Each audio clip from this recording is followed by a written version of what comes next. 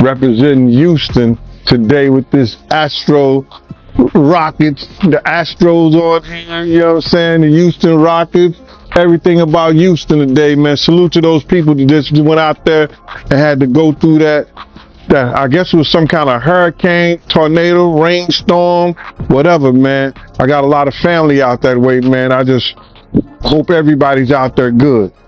Showing love to my city, man. I appreciate that, man. But yeah, man, it's, yeah, man, it was crazy, man, with that hurricane. I mean, all the power was off, so, we finally getting the power back, so, everything good. Yeah, all right, well, let's put some light on this right here, man. Let's go. What you got to ask me today, Mighty? What's good? Hey, man, the first thing I want to ask you about is Ice Cube. He came out with a comment that went viral. He said that he feel like Diddy is being targeted. How you feel about him saying that? My man, Ice Cube was saying if you read through the line what Ice Cube was saying, he was saying that all us or all of them has done the same Diddy been doing. And because he pissed somebody off, they targeted him. They're gonna make an example out of him. Whatever you do at this point in time, you understand, we gonna crush everything that you got to show the other people behind him. You don't come out and speak up or speak out on us. What Ice Cube was saying, brother, was that it ain't only Diddy picked on, targeted. That means there's other people that they know, but they just not gonna say anything about it. You understand? They're not gonna use them right now and put them up on a pedestal and knock them down like they doing Diddy. If Diddy hadn't done anything, if Diddy wasn't involved in anything, ain't nothing they can do to you. They can come at you, but if you got enough money like he had enough money, you understand? Whatever they say, the lies don't stand, bro. The truth stand. So Ice Cube saying that, I was a little disappointed. But what he was actually letting y'all know was this. It ain't only Diddy. There's other people. But because he came out and called those people racist, because he came out and tried to put a lawsuit against them, they gonna show him you don't bite the hand that feeds you. That's what that was all about. I met Ice Cube before when Puff was doing a video with Fabulous in California on the beach. Ice Cube, within walking distance, was doing beauty shop at this this barber shop at this place. I guess it was a barber shop right there next to the beach or whatever. He was shooting it there. So Kobe was doing Fabulous, Puff, and then we went over to the set of barbershop. I met him before, a good brother, man. But all he was saying in a slick way was that it ain't only Puff. Puff ain't the only one that's doing this. He's just being targeted about what he had said and what he did, bro. Yeah, I know Cube, he getting a lot of backlash right now for that comment. Yeah, he ain't the only one. Look what Misa did, bro. Puff baby mama. First she was saying, yo, you went from making hit records, 6 songs, traveling the world, now you selling alcohol and death to the kids or something like that. And now she done came to his defense. You're going to have people come to his defense and say things because they know that they could be next or their legacy could be gone because of what he did and how he operated. She knows that Justin could lose everything that he had in Justin's name. All the people that sue him, if half of them win, that's a whole lot of money. He'll never get the endorsement. He'll never get what he had before. She see that now that Justin and anybody that's a part of him can lose what they have and not gain anything behind none of this.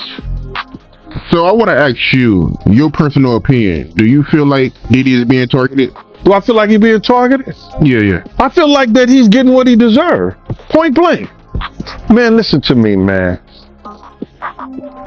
all the stuff that he's gotten away with over the years. You know what I'm saying? Smacking people, beating girls, cheating people out of their publishing or their marketing or whatever the stuff that he did. All the stuff that he did over the years, man. He just finally, karma is crazy. It'll reach back and bite you in the ass. And he's just getting what he deserved. Targeted? Yeah. Good. But they're going to be able to prove some of the stuff that he's done.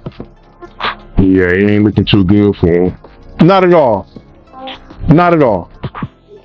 And it won't be looking good for him. They got enough witnesses, man. They got enough evidence against him. It's going to be... Listen, you don't hire 6 different lawyers or 7 for different situations unless you've been involved in those different situations and you need 6 top lawyers to handle it. Meek Mill's wild antics seem far from over. Word on the street is that when federal agents hit a dead end in their case against Diddy, they played their ace, Meek Mill. Allegedly, Meek took the stand and dropped bombshell revelations about Diddy. The situation reportedly began with a leaked audio clip of Meek struggling and shouting Diddy's name. From there, everything appeared to fall into place. That 50 came over my house. He met me at the apartment because I overheard the conversation about these guys wanted him dead. So he asked me, did I have a vest? I said, yeah, I got a bulletproof vest. So I had some extra vests because I used to buy them from officers and stuff like that. And he came over, he tried the vest. It was too big for him. You understand what I'm saying? The vest was too big for him. So I gave him a smaller cover for the vest pass that he had. And I had told him that those guys were going to come out and try to get him. And we had the conversation. I'm not going to mention that because I talked about it in my book. 50 then told me he was going to handle his business. But he had to go out to Cancun first. Because he was going to do the How to Rob the Industry song out there. They had gave him $5,000. I think he's probably get 10 or 5. They had gave him some upfront money. So then I told him we good out at Cancun because I had met some guys who worked with the syndicate, and I used to go out there every year because I used to do the security at the door at Daddy-O. So I knew this guy. He was Puerto Rican, but he was working out there with the syndicate. So if I needed something, whatever I needed, he would make sure I have it in Cancun. So now, long story short, I told 50 he was going to be good when he come out there because I was going to bodyguard him. So then he said, all right, cool. So I'm calling 50. Because he didn't show up. So then I'm walking through the hotel and his manager, I got his manager name, said, yo, Big Gene, what's up? He said, I need to speak to Chad. I said, well, what's up? He said, 50 shots. He's in ICU. They don't know if he's going to make it. I want to know if I'm all right. I'm going to be all right. I said, so what the fuck you need to speak to Chad for? And what the fuck is you doing in the pool? If he's shot. I went and got a phone card. I paid $100 for a phone card. You only get like 10 minutes on there. And I started calling 50. I started calling 50 phone. And this girl eventually picked up. And I said, yo, tell 50 this Gene. And she said, okay, Gene. I said, is he all right? She said she was going to make it. He's going to be all right. I'll tell him you called. So The next time I saw 50 after that, he was, "It's Your Birthday" song. And we were in Puerto Rico at Jack the Rapper. And I was with the Black Hand clip, right? 50 wasn't speaking to none of them at the time. I was sitting over by the side. He came directly over to me. He said, "Yo, Big Gene." I said, "What up, 50? He said, "They can't stop what God got planned." He gave me dap and walked off. It's shocking that Diddy managed to escape unscathed. Remember when 50 Cent was one of the first to openly suggest that Diddy might be gay? Now, rumors are swirling that Diddy was the target of a hit and barely survived. The streets are buzzing with speculation, and the drama keeps escalating. This saga of celebrity gossip is wild and seemingly endless. The fight between who was the top rapper now, Nas and Jay-Z, and then the next thing you know, Nas has a nervous breakdown and he's taken out of the game, and it's all Jay-Z. It's all Jay-Z. It's all Jay-Z. And he was working with R. Kelly, and they were making so many records together. You know, they made all of those records together. They both Aaliyah. Jay-Z Unplugged. Yeah. The Jaguar Riders there, Yeah. Heart of the City. Yeah. It's the 21-year anniversary. 21-year anniversary, and I don't think we've seen nothing like that since. And I know you posted it. We're going to talk about the network, but I know you posted it and put it out there. I want you to touch on either the genius or the insanity of Jay-Z. This man, as far as what he's done since then, is, you know, either preordained, destined, or he had a plan. But it seemed like he geared himself towards it. But you were there to witness it firsthand from what he was back then. I just want you to, like, because, you know, not many people have a firsthand account of what this man is doing and what he's about to do. In 21 years, I have never had anything to say about Mr. Sean Carter other than the fact that we had a pleasant working relationship and he was an excellent businessman. 21 years. 21 years. And after 21 years, what I will say to you is this. The first time I ever saw Jay-Z or even heard him spit a rhyme was at an MC battle, street battle in New York. But he didn't show up as Jay-Z. He didn't show up as the hottest rapper on the street. He showed up as the nigga that was with Big L. For those of you. Rest in peace, Big L. Rest in peace, Big L. That was the sense one that of the dopest. Yes. Big L was who put Jay-Z on. Without question. And then Big L died, and then the next thing you know, Jay-Z. And then, you know, he starts clienteling with Tupac and clienteling with Biggie and doing songs with Biggie and building a working, you know, camaraderie with Honeycomb and aka Diddy. And why do you give him the honeycombs? Why do you give him honeycombs? Because he smacks so sweet.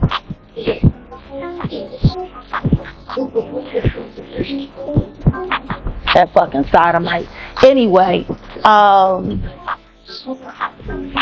so yeah, then, you know, and then Reasonable Doubt was happening, and then Dame's in the picture, and Dame's building Rockefeller, and everybody's talking about Jay-Z, and don't get me wrong, there is nobody who loves Reasonable Doubt more than me. At the time of? Nobody. No. Yes, to this day. Yo, listen to me. I don't give a fuck how I feel about you.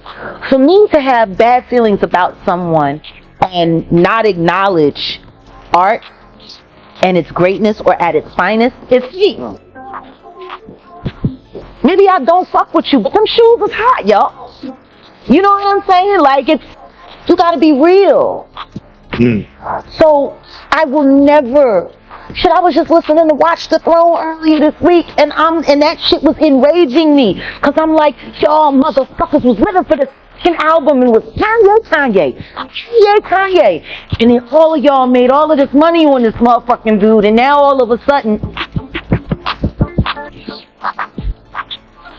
who, him? Like he was good enough when you let him slump Just Blaze's fucking whole career. He was the shit. So issue in the It was worth putting Just Blaze on the line for, because Just Blaze was Rockefeller production until Kanye. Yeah. Who's Just Blaze producing for now? That I don't know. Who is he? Yeah, about to, that I don't know. And he was the movement. Where is Just Blaze? Yeah. I mean, he was making hoes. You got title. You're a billionaire. It's Just Blaze. That's the question. Why is he's not at least an executive at Rock Nation? He's not at least an executive at Tidal? At least. Like I said, Biggie died, Tupac died, and then there was the fight between who was the top rapper now, Nas and Jay-Z, and then the next thing you know, Nas has a nervous breakdown and he's taken out of the game, and it's all Jay-Z. It's all Jay-Z. It's all Jay-Z. And he was working with R. Kelly, and they were making so many records together.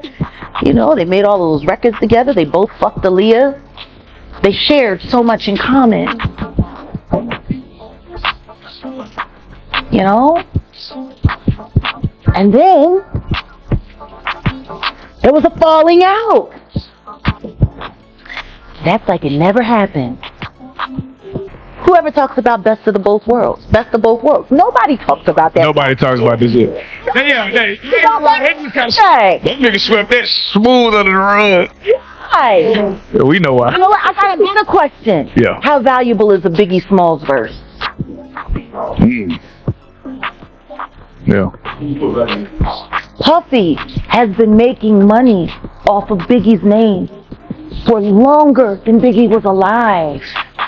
People keep forgetting he hadn't turned 25 yet. He was still 24 when he died. It's been over 25 years. Fucking Puffy has been making money on that boy's name longer than he lived. It supported all of Bad Boy. His catalog. Clearly, Biggie Smalls' verse, very valuable. Am I wrong? Does anybody disagree with me? No, that's facts. So then what the fuck happened to the commission? What happened to that album? Right. It was recorded. It was being mixed and mastered upon Biggie's death. It was a piece that came out that summer after Biggie's album, because Biggie's album was slated. He died a week and a half before his album came out. Then the commission was supposed to come out, and that was supposed to be his exit from Bad Boy. And then starting his own company. So tell me something. And this ain't me being an asshole. I think everybody that knows Sean Carter knows that he will slump anyone in any relationship for $1. Look at how he did Dame. Like, I don't give a fuck if you wanted to get away from your homie, if you wanted to get away from your partner. Do it the way he did it. Malicious. But maybe that was because he was fucking the girl that didn't want you. Oh. Let the church say amen? I don't know. Maybe that's why. Maybe that's why you moved his ass around and out of Rockefeller so tough and then just moved right over to Def Jam. By the way, wasn't this all around the time when Aaliyah died? Yeah. And Beyonce's solo career was struggling? Damn on your horn now, that fucking bullshit ass record. From the Austin Powers shit was some of the worst shit ever. They were having a hard time taking her solo. And then Aaliyah died. And then they brought Harrison in, and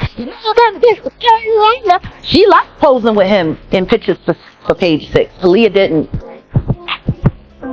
she fell in love with Dame. And Aaliyah's gone, and you know,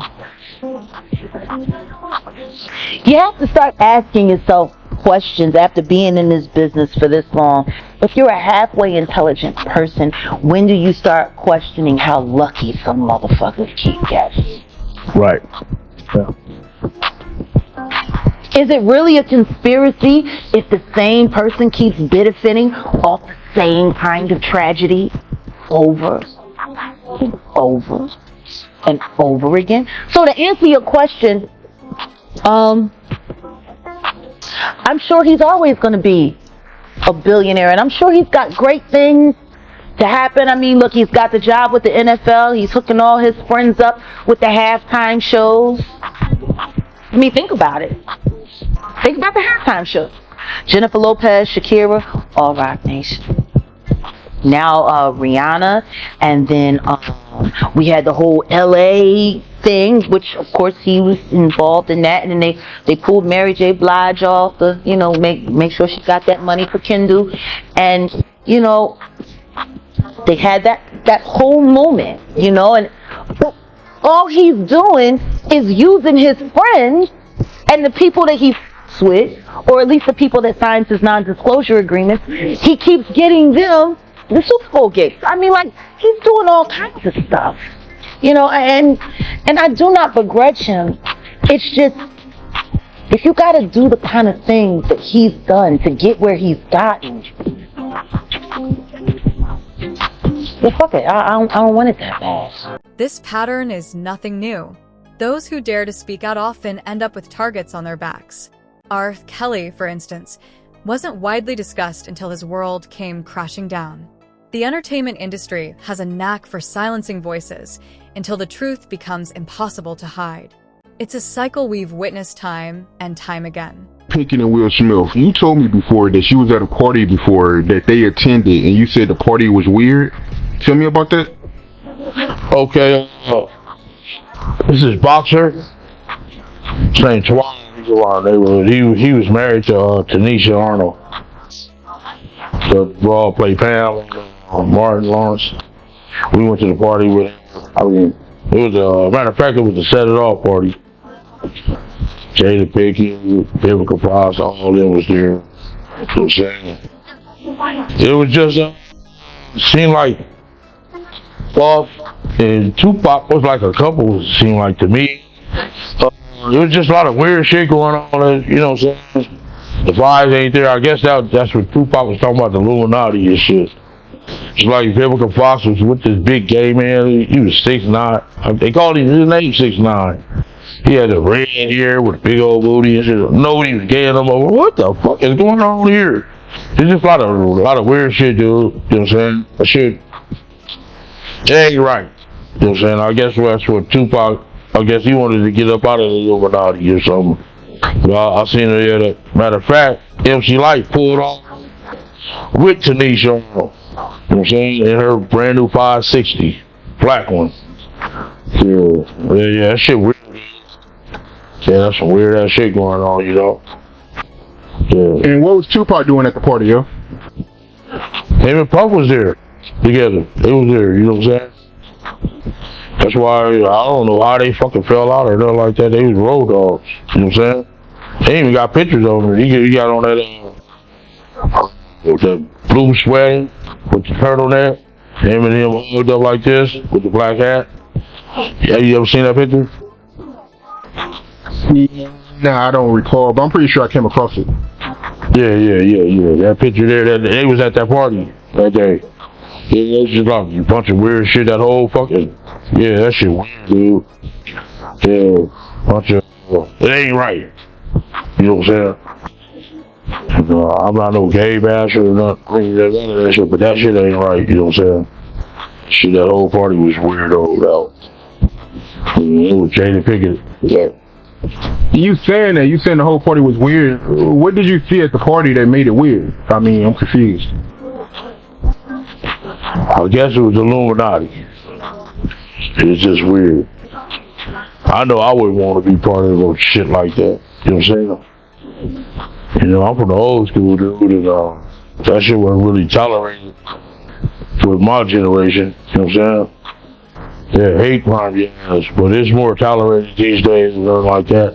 It's more, you know what I'm saying, more open now, you know what I'm saying?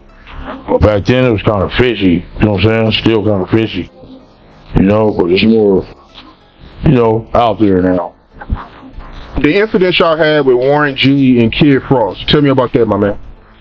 Okay, Kid Frost had gave a party at the House of Blues. One of our big homeboys wanted to go with us, you know what I'm saying? So he went with us and we love these having fun. So one of Kid Frost homies still on my big homie. But he didn't know that he was around so maybe about 20 of us. So the dude that shot my big homie, we beat the dog shit out of him. So my big homie, he came to.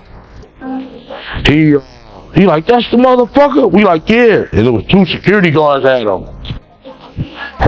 Had the dude that we beat up from Kid Frost entourage. So my big homie knocked that motherfucker out while the yellow jacket, you know, the yellow jackets with the event security, they had to do. So my homie still knocking him out. Boom. So the dude with the yellow jacket was talking shit. Man, what the fuck's wrong with him? My homeboy knocked out him too. Bam! Like, whoa! So the other one like, man, he got back. Little Jamaican dude come up talking shit. Man, you going crazy? My homeboy socked him too. So we went down to get our car for valet. And the dude, it's LBC. And he like, what the fuck is? And he said, it's Long Beach City crib. So my homeboy knew this dude was an imposter. You from Long Beach, you gonna say Rolling 20s or Insane. You know what I'm saying? You know what I'm saying? You a real block boy. You know what I'm saying? 19th Street. You gonna say something. A real crib. So this nigga say he from Long Beach City crib. My homeboy like, wait a minute. And knocked him out too. So Warren G was down there, him and Central Police waiting on their cars. And they seen my homeboy get busy like that, so they had left before us, went up to Fat Burgers. So we came, got in our shit, they finally brought our cars to valet. We went up to Fat Burgers. And Warren G and Central Police was up there already, you know, eating their shit and shit. So we came in there, the big homie like, motherfucker. He pointed at Central Police, like, man, you been dumping us for years, man. I'm losing all my motherfucking money betting on this. It's a lot.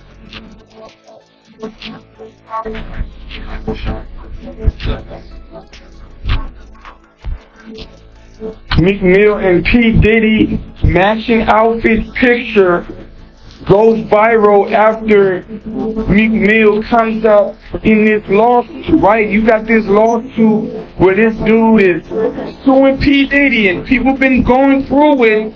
He brought, I believe, Young Miami name came up in it, like about her cousin, you know, doing some things. The rumors about Diddy's sexuality are unsettling for many. Disturbing stories of bizarre toys, numerous partners, and odd fetishes have been swirling, creating a whirlwind of gossip. The details are complex and messy.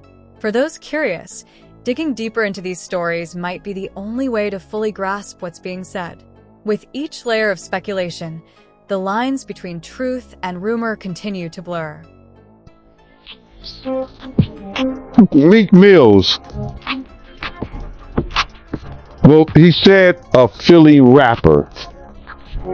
You understand? And it was redacted in the paperwork to that because first of all, it had Meek Mills, it had Stevie J, they had redacted their names, and they had Usher, and they redacted their names and just said a performer of the Super Bowl and a Philly rapper.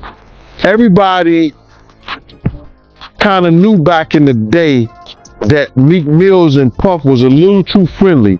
Anytime 2 rappers or 2 people in the industry come dressed up alike on more than one occasion, listen here, man. My dudes in Philly, I got some real strong dudes in Philly. They don't play that shit.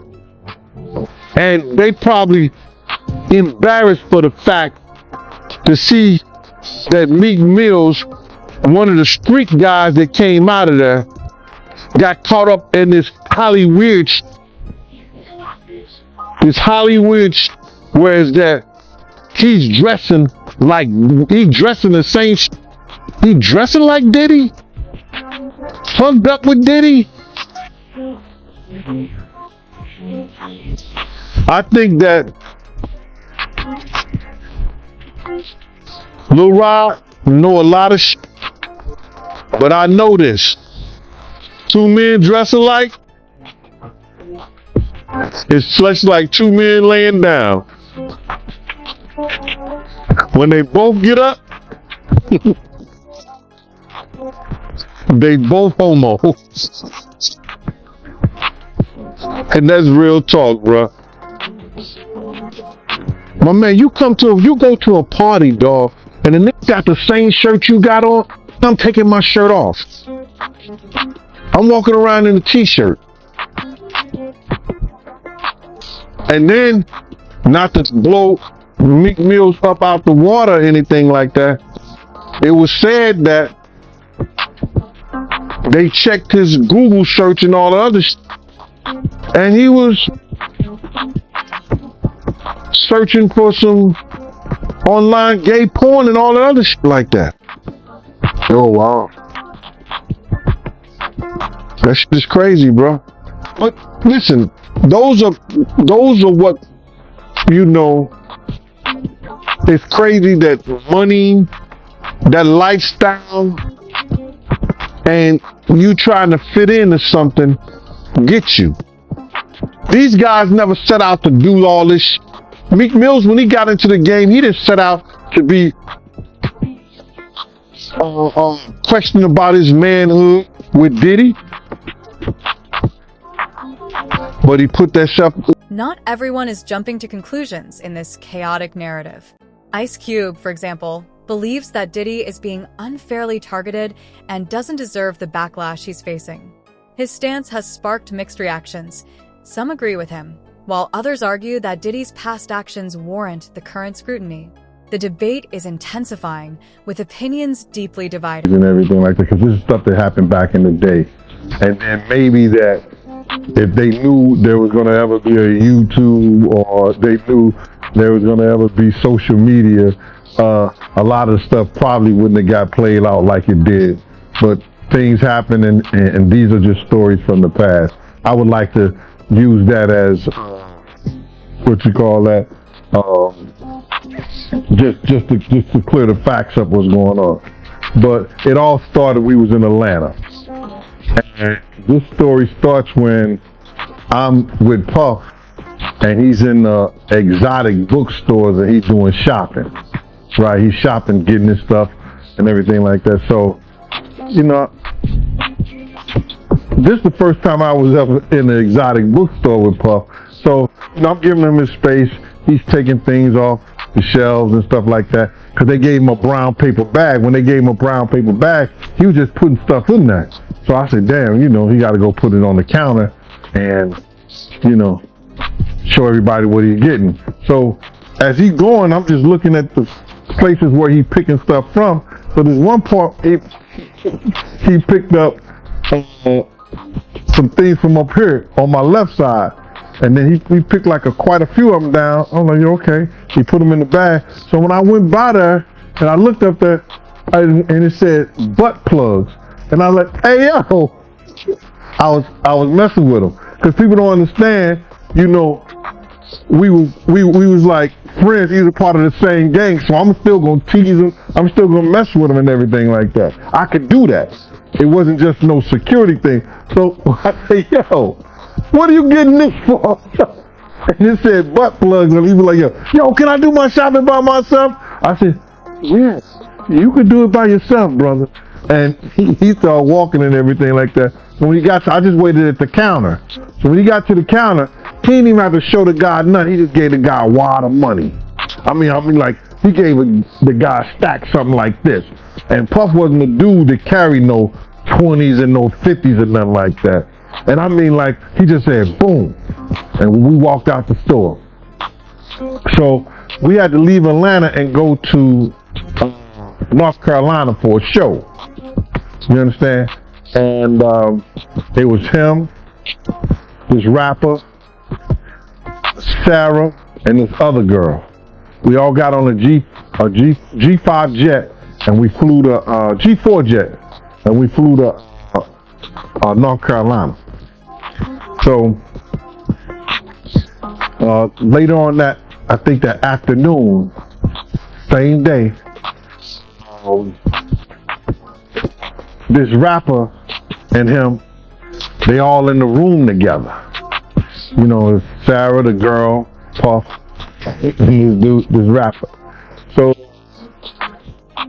I'm here at the door and stuff like that, like, yeah. So then next thing you know, somebody rang the doorbell. We had the presidential suite where we was at. So I opened the door and the dude said, yo, I'm here for my cousin. I said, who your cousin? And he said, Ja Rule. I said, well, he busy right now. He said, he busy doing what? I said, he with Puff, they're in the room, they busy, they don't want to be bothered. He said, well, I'm going in there. I said, bruh, you ain't going in there because he told me they don't want nobody to be bothering them. And he was like, yo, I don't care, man, I'm going in there. Said that bull like that. I said, yo, bruh, Jesus Christ had to come down here and take the air out of my body before you get in that room right there. Watch. He tried to bum rush me. I grabbed his and threw him against the piano. When I threw him into the piano, Puff and Ja Rule runs out the room. Puff got his towel, Ja grabbing his towel, but they butt the naked. And so then Ja was like, yo, what's going on? Yo, G, that's my cousin. He know me well. You know, and Puff was like, yo, G, what happened? I said, he tried to get in the room. I told him he couldn't get in the room. And he was like, he just looked, Puff looked at Ja. He said, yo, Ja said, you ain't want to go in that room because there's a lot of freaking going. So I was like, oh, there was a lot of freaking going on. So that was basically that story, man. You know what I'm saying? They went back in the room. Dude felt a certain kind of way, and he left out. So I seen them at the concert the next day, and they tried to, you know, form up against me. But my man Frank was like, I told my man Frank, I was like, yo, Frank, put yourself in that position. Somebody trying to get in the room, and Ja told you don't let nobody get in the room. What would you do? Now, y'all can do whatever y'all want to do, man, but you know I ain't taking no losses. He said, yo, you good, and that was it. Bro, when Ja said, you don't want to come up in there, a lot of freaky stuff is going on. You got to use your mind. What they was doing with those butt plugs.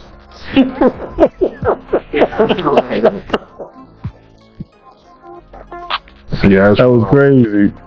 Yeah, it was real wild. It's no surprise that these contradictions evoke strong reactions. When someone presents themselves as one thing but lives a completely different lifestyle, it raises eyebrows. The image of a so-called fake gangster holed up in a mansion adds to the narrative of someone grappling with authenticity and public perception. It's a reminder that celebrity personas often mask complex realities, leaving the public to speculate about what truly happens behind closed doors.